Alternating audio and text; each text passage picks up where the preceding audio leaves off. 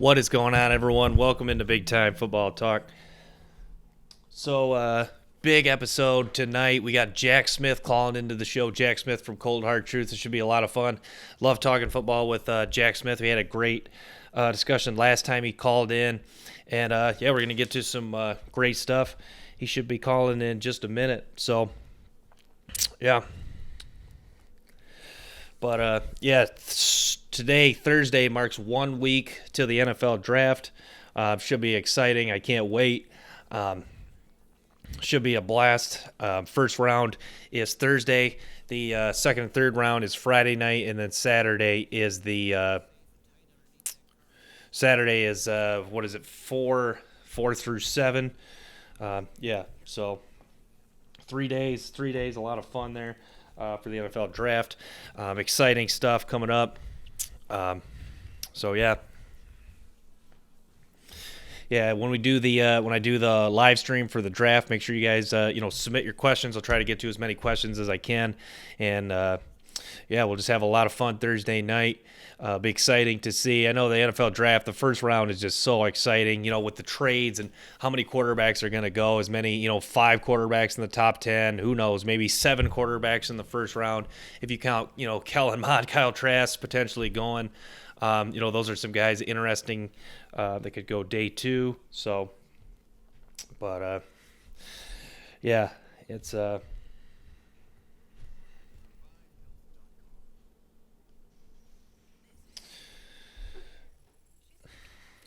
Jack should be calling in any minute, and here he is right now. What's going on, Jack? Hey, Brant. Thanks for having me on your show again. Yep. Not a problem, man. I really love the way that it came out last time, and I'm happy to be back on talking more draft prospects. I'm really excited because the draft's I think it's 7 days away now. Yeah, I'm just excited to see everything that plays out. I know you and I and everyone around the country has been waiting for this day for what seems like well over a year now. It's very exciting. Yeah, man, I look forward to the draft. And I was just saying, I love the first round. The first round is just the trades and how many quarterbacks are going to go. It's just so exciting. But I feel like this year more than ever, because things have been so limited and with less games for some of the college seasons and not being able to go out of the house, this draft has a lot more anticipation. But also, since I've been watching football, this is one of the best drafts I've seen. There are so many great players in this draft. Yeah, I agree. And I think this is one of those years where you'll look back on 2014. You had guys like Khalil Mack going in the first round and just, a ton of studs that ended up being all pros. Yeah. Mm-hmm. There's guys at each position that you have a high, that could, have first, second round grades. And that's pretty rare. But Jack, I just wanted your thoughts on Sam Darnold in Carolina. How do you think that'll go next year? Yeah, so I made a video reacting to it, and I'm gonna stay a Jets fan, and Sam Darnold's still my favorite player. So I'm gonna be rooting for the Panthers too. But I was very happy for the way that it worked out for both sides, because for Sam Darnold and that side of me, I was excited because he's gonna get a fresh start in Carolina. He's got Christian McCaffrey, he's got DJ Moore, Robbie Anderson, all their weapons. Maybe even a chance at having Kyle Pitts or Rashawn Slater at pick 8. So I was happy that he's going to get that fresh start. They're going to invest in him, and also the coaches with Joe Brady and Matt Rule, and just that fresh start on a good offense, an up-and-coming team. I think that was good. But also for the Jets, they needed that fresh start too. It just wasn't going to work out with Sam Darnold on the Jets, I don't think. And now they get a chance to draft Zach Wilson and move on from the Sam Darnold period that they had. And so, while I wish it could have worked out for both sides with the Jets and Sam Darnold, I think it just, on each side, it just wasn't going to work out with them together. So him moving to Carolina, both for the Jets and for Sam Darnold, I was happy kind of for both sides as a fan of both parties. Yeah, I agree. It's, fresh start in Carolina with some pieces on the, both sides of the ball for Carolina, adding Hassan Riddick. Shaq Thompson's been solid at linebacker. Mm-hmm. Jeremy Chin, pretty good safety. So I want to transition to this, man. I messaged you about, talking about Rondell Moore at receiver. What is he a first round talent? I don't think he's a first round talent per se, just because this draft is very, very strong, and I don't think he's kind of one of the top 32 talents in this draft. But I really think he's being underrated by people. I think so. I made an Instagram post. I said he was the most underrated wide receiver in this draft class, and I'll stand by that. I really think, judging based on the team, and I understand that like he probably doesn't have the value of that first round talent because he plays in the slot. He's really small, had injury history and all that. But I feel like pound for pound, if you need a slot receiver, there's not a better one in this draft. I think he's better than Kadarius Toney. I love Amon-Ra St. Brown. I think he's better than him though. And so I feel like if a team, I'm looking at maybe the Packers, maybe the Saints, that can just invest that one pick in him. I feel like he is such a versatile weapon because he's able to take just the normal passes from the slot, jet sweeps, drags, slants. He can run the ball for you. I feel like he's a super, super dangerous, and he's a luxury pick for teams. I understand that, which is why I don't label him kind of that first round talent. Like teams like maybe the Ravens or teams that need a receiver more, like the Titans, I don't think he's their move. I feel like they go a guy like Elijah Moore, or if Rashad Bateman's there, or Terrace Marshall. But I really do think that if I had the choice of taking any of those guys, I would take Rondell Moore because he's that BPA. I feel like in the slot, even though it's not as valuable as an outside receiver, he's just such a dynamic weapon. And I'm really excited to see what he can do in the NFL. Yeah, and I remember Rondell Moore back in 2018. Do you remember when he burst onto the scene against Ohio State and they upset him? His freshman year was ridiculous. And that's why, like, while you look at his stats and you're like, I even put up on that post, he has more average, receptions and yards and touchdowns per game than I put up. It was Elijah Moore, Terrace Marshall, and Amon-Ra St. Brown. And like the only person that beat him in any stat was they all had more games played. And I think Terrace Marshall had more average touchdowns per game. And that's only with him playing his freshman year. I mean, like, if the injuries didn't get in the way, like, he broke out at such a young age and had those stats and still was able to best them in averages. So I just feel like maybe people are looking too much into, his injury history and his height and all that. But look at how he performed in his freshman year only on a team that wasn't even that good. Yeah, I agree. And I think, I think even school, do you think Purdue, just when people hear, Rondell Moore, Purdue, say you're in a draft evaluator and you haven't really, you've dove deep into a lot of guys, and sometimes it's kind of splitting hairs with a deep wide receiver class. Do you think being from Purdue maybe affects where he goes? Oh, without a doubt. I think that people often overlook schools like that. I mean, that's why you find these studs like Cortland Sutton or like even DJ Moore, who I want to say went to Maryland. I think that's correct. Okay. Yeah, I mean, and then even guys this year like Rondell Moore, like we just mentioned, Dwayne Eskridge from Western Michigan, like all those wide receivers go so overlooked, and then you're left surprised when they end up being very good in the NFL, like I mentioned with Moore and Sutton. It's like, it's really not a surprise. They're just getting overlooked on draft day because of the school they go to. And so, Rondell Moore, I feel like that's kind of the perfect word to describe him, is overlooked. Yeah. Next, I want to talk about J.C. Horn, man. And, most consider him the best corner in this draft, but I think I like Farley and Surtain. Jack, I think you've I'll just ask you. I'm just speculating. Where do you see Horn as far as is he in your top three? Is he your top corner? So a month ago, I had him at 3. When I did tape study for the corners, I put Surtain at 1, Farley at 2, and Horn at 3.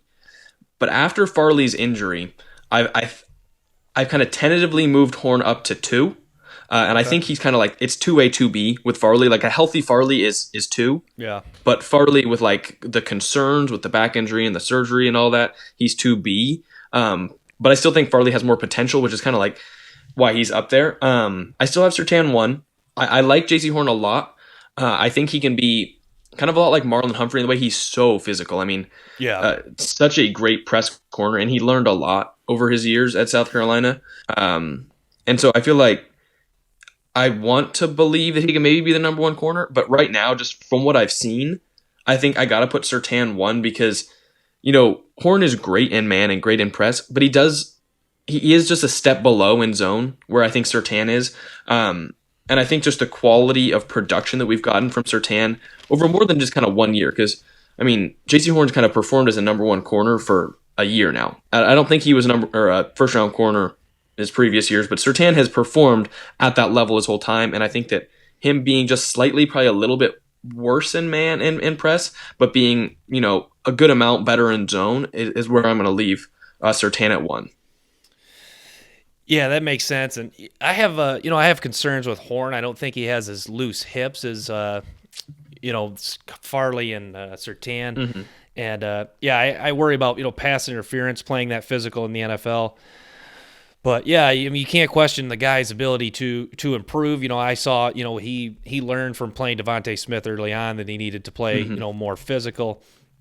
And he's a competitive guy, but I just worry about his hips not as being as fluid. But yeah, I want to ask you. Can I ask you a question? Yeah. So obviously, I think those are kind of everyone's top 3 corners, and then at number 4 is kind of where things kind of change up a little bit. Who do you have as your 4th and maybe even 5th corner? I'm kind of in the minor. I like Paulson Adebo a lot from Stanford. Okay. Yeah, he's a guy. You really go back. He opted out this year, but the dude's length is. I mean, he's got good length, great ball skills. I mean, he's a pretty good athlete, and pretty good hips. Got beat on some double moves, but it's kind of one of those things where he kind of trusted his recovery speed and his ability, to come back on the ball. I think was kind of part of that. He's a good tackler too. So yeah, but I wanted to ask because that's kind of where I want to talk about. I actually have Javon Holland as my 4th ranked corner because I know you did a video on him as kind of a tape study, and you had him as a safety, right? But when I was watching him, I didn't see safety at all. I mean, other than the fact that he basically never lined up at safety and always lined up in the slot. I just think his traits, his attributes, what he's good at, it makes much more sense for the slot. I mean, 6'1", 201 is what I had written down here, and almost every snap came from the slot, and he was very skilled in man, above average, I would say, in zone, patience, instincts. He's got all of that. And then his ability, like with the ball, but also to cover tight ends as well. Like I think that, and his tackling ability. I thought he was willing. And he's very good at shedding blocks, just, not the best tackler, but when you show the effort and you show you're able to shed blocks, I mean, you're going to get, stuck in the slot and you're going to be completely fine. And so I really think that he is a slot corner instead of a safety. So as a safety, I think I'd probably put him just as a football player 2nd or 3rd in my safety rankings, but I have him at 4th at corner, and I think he's probably the best slot corner in this draft for sure for me. Yeah, that's interesting you say that because people brought that up at his pro day about maybe him. I think teams were asking him if maybe he wanted to just play corner in the NFL.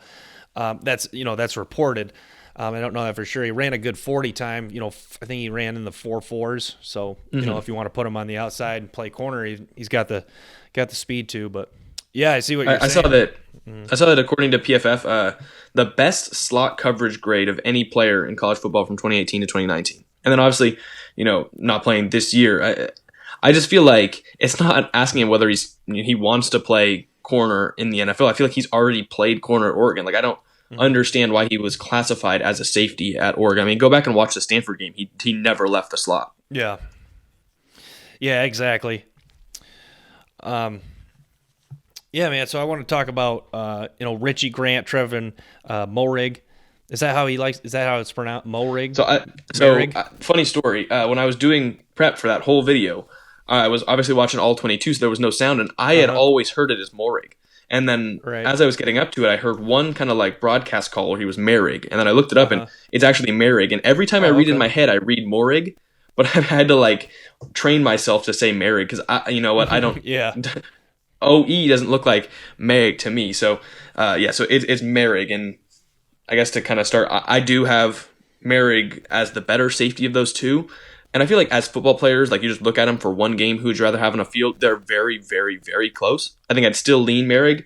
It kind of depends what position I think Mehrig would be my free safety, and if I needed a strong safety, I'd go with Grant.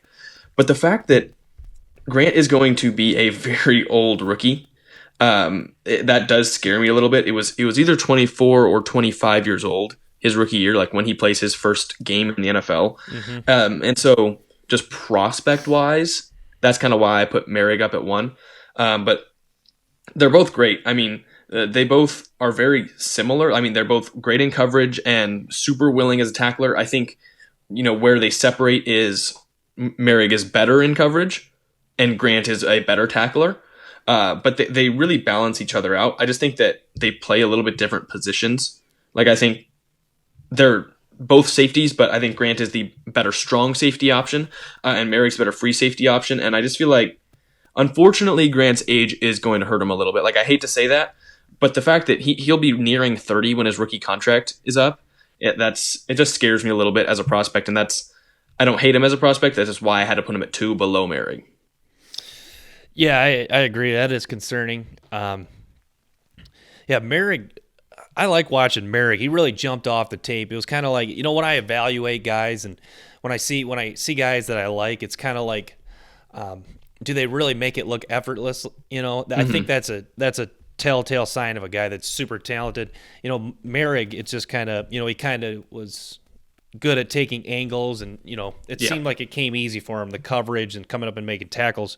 Richie Grant is a pretty good tackler too, but yeah, like you outlined, he's could take better angles at times, and I think he could come up and really try to lay a better hit, instead of kind of just looks to make a safe wrap up, which is fine, but you kind of like your safeties to be aggressive and come up and kind of have no disregard for your body, like Chris Sims said. So yeah, Merrick is definitely that aggressive player looking for it, and sometimes, like I outlined, he's a little over aggressive. I mean, when I watched his 2019 tape, I at first watched both of them in 2019, and I was really thinking I was going to have Grant 1, but then in 2020, Merrick kind of separated himself because in 2019 he got destroyed by double moves. I mean, he was just way too aggressive, whether that was tackling in space or taking angles or playing in coverage. He was just way too aggressive. But then I think in 2020, as he aged a little bit, got another year under his belt, he absolutely honed the aggression in, which is what made me think he could be a super dangerous safety in the NFL. I don't really agree with, I don't think he should go in the first round because I just feel like, while watching his tape, I mean, watching free safeties, you watch and then there's a bunch of plays where you're like, I don't know what to say here. He didn't do anything. Like, he just wasn't a factor in the play. So I feel like, PFF having him graded as their 16th, I think, best prospect, I'm not sure I buy that just because the positional value isn't there. But I feel like if you're looking for a safety, Merrick is a tremendous option. Yeah, man, and I think the safety class is pretty good. I like Andre Sisco from Syracuse, the guy that tore his ACL last year, but he's pretty athletic guy. Made some great plays in the ball. Pretty good tackler too. Our Darius Washington, Merrick's teammate, he's a pretty good player too. Pretty aggressive, a little undersized, but yeah. Have you seen Talanoa Hufanga from USC? One of my many biases of the 2021 NFL draft. I've met him. I've watched him for a couple years now. Oh, okay. And he's not the most refined in coverage, and he's not the biggest dude, but he is a tremendous just football player. Yeah. Yeah, I like watching him. I remember he had a big game against Oregon. He was all over the field. Pretty tough physical safety. Yeah. I mean, even for his coverage lacking too, I think he had an interception in 4 straight games this season of USC's 6 games. So I don't know. Wow. I think I'm a little bit biased, but I really like watching him play. Well, so Jack, you're a USC fan? Yes. Oh, okay. So yeah, man, I got to ask you. So my Detroit Lions, a guy I've been telling my dad about, Amon-Ra St. Brown. Mm-hmm. You mentioned him. What do you? How do you think he translates to the NFL? You think he'll be a pretty good player in the NFL? Yeah, I think that's exactly what you're going to get. You're going to get pretty good. I think that he's kind of that jack of all trades, master of none, as I've heard him called by a lot of people, and I agree. Like he's a very good route runner. He's got pretty good speed. He's got pretty good. He actually has great hands. He's pretty good on jump balls despite his size. He's pretty good in the slot. Pretty good on the outside. He's a above average in every facet of the game. Like he's a super well-rounded player. Made it work with all the QBs he's played with. Super reliable on third down. Great hands. Good after the catch too. I mean, he's kind of everything that you want, but I just don't think he's kind of that transcendent talent. Like he has a lot of the same traits that a player like Devonta Smith has. Just Smith has those over the top like levels at those traits, and I feel like Amon-Ra Also, being a slot receiver, probably in the NFL, doesn't help him a whole ton. But he's going to go in the second round, I think, and whichever team gets him is going to get a very solid player for years to come. I think that the comp it's easy because another USC guy. He's going to be a lot like Robert Woods, I think, where Robert Woods has never gotten that attention as a top 10 wide receiver, but he's going to stay in the league for a really long time. I think that's one thing I can guarantee is he'll be in the league for a long time. He will consistently get receptions and yards every year. So he might not ever be looked at as that top 10 receiver, but I really think that he could be a solid top 25 guy year in, year out for whichever team gets him. Yeah, I agree. He's just, I think he'll be, like his brother, just a guy that'll be, you're late in the game, you need a big time catch. You need a sure-handed wide receiver. I think that's what he brings to the table, Yeah. So, I want to ask you. So, as a Lions fan, picking at pick 7, with all we talked about was the craziness that'll probably go on in the top of the first round. What are you kind of seeing for your Lions right now? And I guess what would you be happy with at pick 7 or trading up or trading back? Like, what are you looking for? I know you have Jared Goff, so I just want to know. Yeah, man, that's funny you ask because my dad and I have talked about this a lot, and we do like Micah Parsons a lot. Some the off-field stuff is concerning, but like I said, there's a lot of great options. I mean, you're looking at, you could get Kyle Pitts. Well, maybe not Kyle Pitts now, but Jamar Chase, Penei Sewell, Micah Parsons, or, if you want to trade back, you can get, trade back and get more draft capital, and you can get, like a guy like a Wusu Carmoa. So I think the Lions are in a good spot. But I've seen them screw this up before being a Lions fan. So, this is. I think you could even trade back and get Parsons. Like, we did mock draft on our channel, and I've got one coming that kind of before the draft, and I don't think Parsons is going to go in the top 10. Like he's probably that level of talent, but just with the off the field issues and stuff like that, I feel like he will slide a bit. So maybe trading back to pick 15 if the Patriots want to trade up for a quarterback, or if the Chargers want to trade up if Sewell slides all the way down to 7. I think you could probably get Parsons at that 13-15 range. Yeah, I agree, and I think that would be a steal. I just. Jack, I'll ask you. Have you read all the reported allegations of the? I have, yeah. Mm-hmm.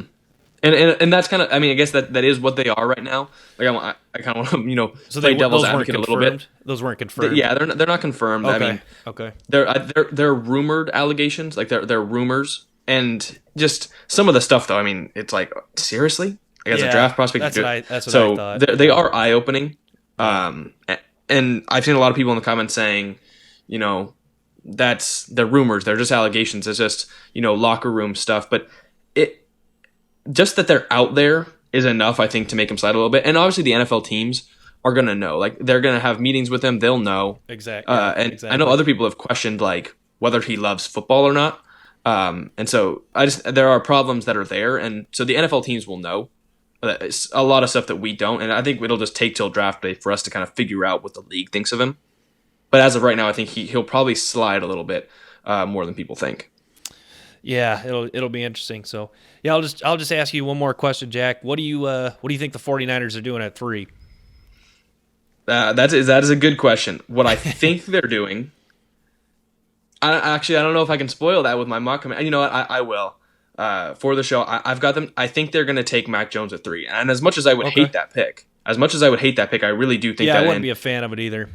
My co-host Streetcar is going to be upset because he is of the belief that they are going to take Justin Fields, and I think they should.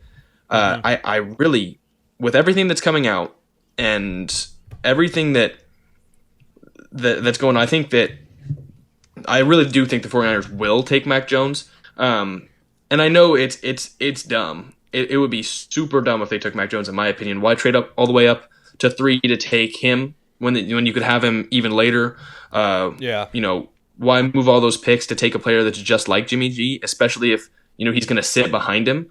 So there's a lot of questions, and I think it's up in the air.